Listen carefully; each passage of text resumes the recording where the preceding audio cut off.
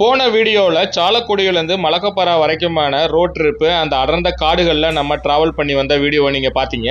இப்போ நம்ம திரும்பி அதே பஸ்ஸில் திரும்ப சாலக்குடி வரைக்கும் போக போகிறோம். அதுவும் இரவு நேரத்தில் போக போகிறோம். அப்படிங்கிறப்ப நம்மளுடைய எதிர்பார்ப்பு ரொம்பவே அதிகமாக இருந்தது.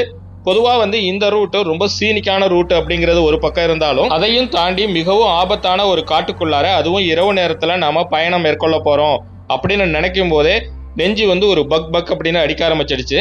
ஏன்னா நாம் போகிற இரவு நேரத்தில் நிறைய வைல்டு அனிமல்ஸை ஸ்பாட் பண்ணக்கூடிய வாய்ப்பு கண்டிப்பாக நமக்கு இருக்கும் அப்படிங்கிற ஒரு நம்பிக்கையோடு தான் இந்த பயணத்தை நம்ம ஸ்டார்ட் பண்ணோம். நாம் நினச்சது மாதிரியே இந்த இரவு பயணம் ரொம்பவே த்ரில்லான எக்ஸ்பீரியன்ஸை நமக்கு கொடுத்தது.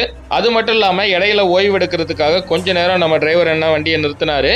நாமளும் இறங்கி அந்த பியூட்டிஃபுல்லான சீனிக் வியூவை பார்த்து என்ஜாய் பண்ணோம். லோயர் ஷோலையார் டேமோட அழகு தான் அது. ரொம்பவே சூப்பராக இருந்துச்சு. கொஞ்ச நேரம் ஓய்வுக்கு அப்புறம் திரும்பவும் நாம் அந்த இடத்துல இருந்து கிளம்பி நம்மளுடைய பயணத்தை தொடர ஆரம்பித்தோம். இருட்டு கொஞ்சம் கொஞ்சமாக நம்மளை ஆக்கிரமிக்க ஆரம்பிச்சுது. சரி, நம்மளும் இந்த இருள் சூழ்ந்த சமயத்தில் கண்டிப்பாக நம்மளால் வைல்ட் எலிஃபென்ட்ஸை பார்க்கக்கூடிய வாய்ப்பு கண்டிப்பாக நமக்கு ஏற்படும் அப்படிங்கிற ஒரு நம்பிக்கையோடு தான் தொடர்ந்து நம்ம பயணத்தை தொடர்ந்து போயிட்டு இருந்தோம். குறைந்த எண்ணிக்கையிலான பயணிகளோட நம்ம பயணம் போயிட்டு இருக்கும்போது திடீர்னு நம்மளுடைய பேருந்தை டிரைவர் அண்ணன் நிறுத்தினாரு.